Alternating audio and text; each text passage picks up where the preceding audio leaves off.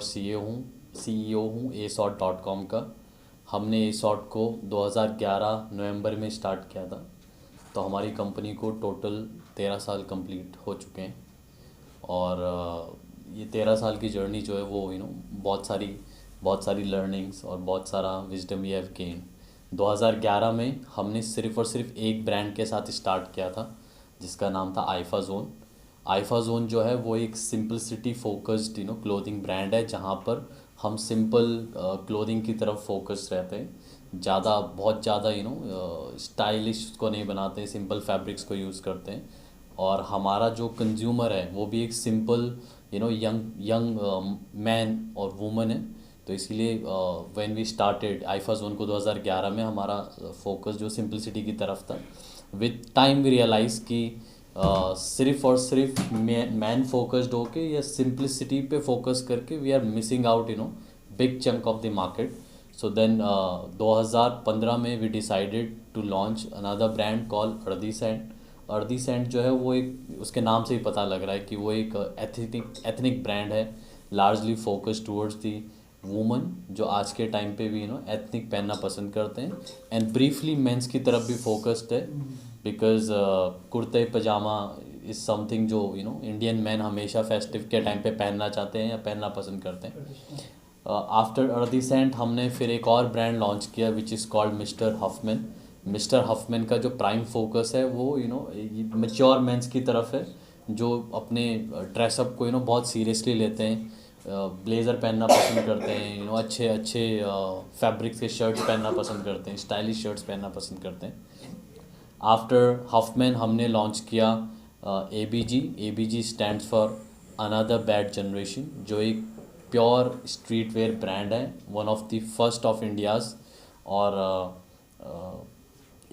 ABG के अंदर, मतलब अनदर बैड जनरेशन के अंदर, हमारा सारा फोकस जो है वो इंडिया के यूथ की तरफ है, जो किस तरीके से स्ट्रीट कल्चर को, इंटरनेशनल स्ट्रीट कल्चर को इंडिया में ग्रो कर रहा है। और पिछले कुछ सालों में हमने देखा है कि जितना ज़्यादा इनोवेशन स्ट्रीट वेयर ब्रांड्स के अंदर हुआ है, उतना ज़्यादा इनोवेशन हमने और किन्हीं क्लोथिंग ब्रांड्स के अंदर नहीं देखा है, स्ट्रीट वेयर कैटेगरी को छोड़कर।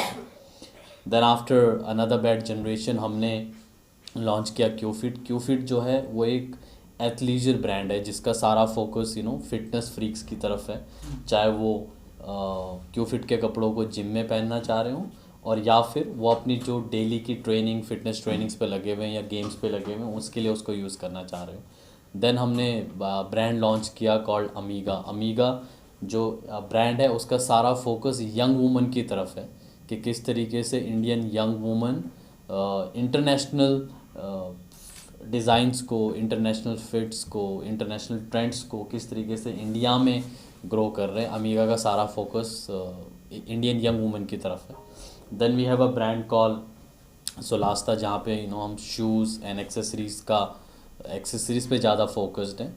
अपार्ट फ्रॉम दैट, इसी साल हमने एक नया ब्रांड लॉन्च किया, मतलब इसी साल मतलब पिछले साल, इस फाइनेंशियल ईयर में हमने एक नया ब्रांड लॉन्च किया जिसका नाम है केप एंड क्लोथ। तो केप एंड क्लोथ के थ्रू हमारा फोकस जो है वो उन यंग वुमन और वुमन की तरफ है जो ऑफिस वर्किंग है, जो अपने डेली, मतलब जो बेसिकली डेली रूटीन में वर्क वेयर यूज़ करते हैं, हमारा फोकस उन वुमन की तरफ है। एंड वी आर अमेज्ड कि जिस थॉट प्रोसेस के साथ हमने केप एंड क्लोथ को लॉन्च किया था, केप एंड क्लोथ ने लॉन्च होने के सिर्फ 2 महीने के अंदर हमारे सारे एक्सपेक्टेशंस को ब्रेक करके उसकी एक्सेप्टेंस जो हमारे कस्टमर बेस ने दिखाई है वो बहुत ही डिफरेंट लेवल पर है। एंड वी आर हैप्पी कि with every single new launch हमारी जो टीम है वो हमारे कस्टमर्स को और बेटर तरीके से जान पा रहे हैं। सो आज 13 साल हो चुके हैं asort को रन करते हुए। हमारी जो कम्युनिटी है, हमारा जो सेल्स फोर्स है बेसिकली, वो पैन इंडिया स्प्रेड अराउंड है। तो आज हम मंथली बेसिस पे अराउंड 20 से ज़्यादा स्टेट्स में अपने प्रोडक्ट्स को शिप कर रहे हैं, और अराउंड 70,000 से ज़्यादा यूनिट हम हर महीने पैन इंडिया शिप करने पे लगे हुए हैं। टोटल कितने ब्रांड्स हैं आपके पास? टोटल हमारे पास आठ ब्रांड्स हैं, जिनके मैंने पीछे नाम भी बोले, और इन 8 ब्रांड्स के अंदर हम different different fashion focused category पे फोकस कर रहे हैं कि कौन सा, मतलब हर एक ब्रांड जो है वो एक स्पेसिफिक टाइप की टीजी को सर्व कर रहा है जी। आप यंगेस्ट हैं, आपने स्टार्टअप से स्टार्ट करते करते एंटरप्रेन्योर्स बन गए हैं आप, बहुत बड़ा एक स्कोप आपने खड़ा कर लिया 2011 से लेकर अब तक का। तो ये जो आपकी जर्नी है जी, वो किस तरीके से आपकी जर्नी रही है, थोड़ा इस पर फोकस करें जरा। क्या रहा आपका जर्नी का स्कोप, क्या रहा, और आपने जो सर्वे जो किया होगा एक मार्केटिंग सर्वे जी, कि आपने कहा कि सारी चीज़ अब यंगस्टर्स के ऊपर आपका ज़्यादा फोकस रहा है, ट्रेडिशनल फैशन पे भी ज़्यादा रहा है, तो कैसा एक नहीं सब चीज़ देखी आप?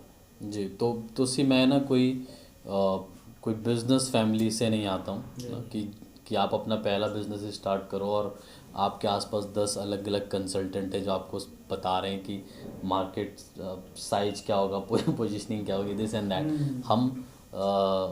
मैं वो टाइम पे 21 साल का था व्हेन वी स्टार्टेड, जो मेरा को फाउंडर है वो 20 साल की थी। तो जब हमने स्टार्ट किया तो we were like really young guys इतना, और ना ही हम कोई बिजनेस एजुकेशनल बैकग्राउंड से आते हैं कि हम बड़ी बड़ी डिग्रियाँ लेके आए हैं। The thought process was really simple कि यंग इंडिया ग्रो कर रहा है, और अगर किसी भी बिज़नेस को अपने आप को अगले 10 15 20 साल के लिए इस मार्केट में इस्टेब्लिश करना है तो वो यंग जनरेशन से अपना ध्यान नहीं हटा सकता है। एंड फॉर्चुनेटली हम खुद 20-21 साल के थे वो टाइम पे, तो we were able to connect more with वो टाइम की यंग जनरेशन के साथ। एंड वी अंडरस्टूड कि 2011 में जो यंग जनरेशन थी वो रेडीमेड फैशन की तरफ बहुत टिल्टेड दिखाई दे रही थी। 2011 वॉज द टाइम जब नए नए ई कॉमर्स के हमने इंडिया में नाम सुनने चालू किए थे। एंड मुझे आज भी ध्यान है कि हम ऐसे अपने फ्रेंड्स के ग्रुप में बैठे हुए थे किसी के घर में, एंड वी सॉ कि वहाँ पे टीवी पे एक ऐड आ रहा है, मिंत्रा का वो ऐड था जहाँ पर एक लड़का है जो सर्फ बोर्ड लेके बीच पे भाग रहा है और उसके पूरे सर्फ बोर्ड पे मिंत्रा लिखा आ रहा था। तो those were the times when we clearly saw कि लोग स्पेशली द यंगर जनरेशन जो है वो अपने फैशन सेवी चीज़ों के लिए, फैशन और लाइफस्टाइल रिलेटेड चीज़ों के लिए वो ई कॉमर्स को ही अपना फर्स्ट गो टू डेस्टिनेशन मानने वाला है। एंड इसीलिए 2011 में when we started we decided कि हम भी यंग जनरेशन की तरफ फोकस्ड रहेंगे। हमने बेसिक सर्वेस किए थे, नॉट लाइक सो इतना प्रोफेशनल तरीके से कंसल्टेंट वगैरह से हम मिले नहीं थे, बट हमने अपनी बेसिक होमवर्क किया था, बेसिक R&D की थी, एंड उससे वी सॉ कि इंडियन डायरेक्ट सेल्स के अंदर कोई भी कंपनी ऐसी नहीं थी जो फैशन फोकस्ड प्रोडक्ट्स पे काम कर रही हो। या तो वो कुछ यूटेंसिल्स बेच रहे थे और या तो फिर वो न्यूट्रिशंस वगैरह बेचने पे लगे थे। एंड वी सॉ कि ये एक ऐसी सेगमेंट है जिसकी तरफ किसी का ध्यान नहीं है, और अगर कोई कंपनी या कोई कुछ इंडिविजुअल्स लोग इस पे डेडिकेटेड होकर फोकस करेंगे तो अलाउ इस कैटेगरी में कुछ अच्छा बिल्ड किया जा सकता है। डोमेस्टिक परचेजिंग पावर है वो भी लोगों की बढ़ रही है, जो हाउस होल्ड होता है, और उससे कहीं ज़्यादा मार्केटिंग जो है ऑनलाइन मार्केटिंग बढ़ रही है जी, क्योंकि इंक्रीज है हर जगह। तो आप ये बताएं कि जो रूरल एरिया है जो आपके आसपास, क्योंकि आप यहाँ देखेंगे तो रूरल एरिया बहुत आसपास है जी, उस पर आपका किस तरह फोकस रहा है? तो ये उसी देखिए इंडिया ना 80% जो है वो Tier 2 एंड बिलो है ना। सिर्फ मोटा मोटी 15 से 20% इंडिया ऐसा है जिसको आप अर्बन और Tier 2 बोलोगे, rest it's all Tier 3 and below. तो अब जब जो ये स्टार्टअप्स की जो होड़ है इनिशियली सबका फोकस जो होता है वो Tier 1 सिटीज़ की तरफ होता है, बिकॉज Tier 1 सिटीज़ में सब कुछ ऑलरेडी एक्सेसिबल है, वहाँ पे लॉजिस्टिक्स आपका सेट है, इंटरनेट स्पीड्स आपकी बहुत अच्छी हैं।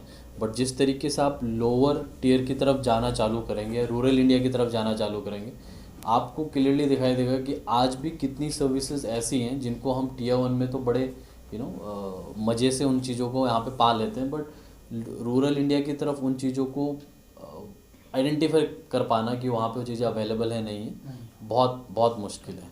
सर मार्केट में और भी इस तरह की कंपनीज हैं ई कॉमर्स, तो लोग एसॉर्ट में ऐसा क्या खास है जो इसे चुने एसॉर्ट? उसी हमारा ना फोकस सिर्फ और सिर्फ कस्टमर को प्रोडक्ट बेचने तक नहीं है, हमारा फोकस इस चीज़ पे भी है कि किस तरीके से हम कस्टमर्स को अपने सेल्स फोर्स में या सेल्स टीम में कन्वर्ट किस तरीके से कर सकते हैं। तो एसॉर्ट का एक बहुत ही बहुत ही प्यारा लॉयल्टी प्रोग्राम है, जिसके थ्रू कस्टमर सिर्फ़ और सिर्फ एसॉर्ट से कंज्यूम करने के लिए प्रोडक्ट नहीं खरीदता, बल्कि अगर वो एसॉर्ट के प्रोडक्ट्स को सेल करे तो उसके थ्रू इंसेंटिव भी कमा सकता है, कमीशन भी कमा सकता है बेसिकली हर सेल पे। जी सर, आपने पैन इंडिया फैलने की कोशिश की और अच्छा बिजनेस भी खड़ा किया।